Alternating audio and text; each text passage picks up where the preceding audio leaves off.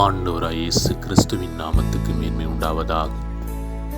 2 கொரிந்தியர் 5வது அதிகாரம் வசனம் 17 இப்படியாய் சொல்லப்படுகிறது.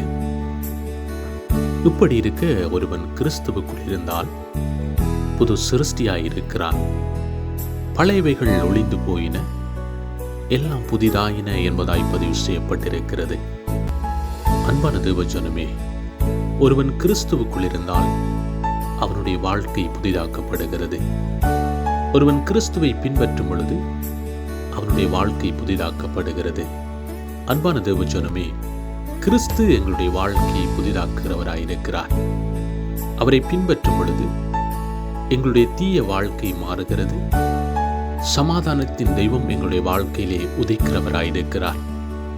அப்படியானால் முழுமையாய் கர்த்தரை பின்பற்றும் பொழுது கர்த்தர் எங்களுடைய வாழ்க்கையை புதிதாக்குகிறவராயிருக்கிறார்.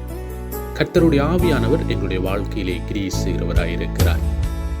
ஆண்டவராய் இயேசு கிறிஸ்து உங்களை ஆசீர்வதித்து உங்களை பாதுகாப்பாராக. God bless you.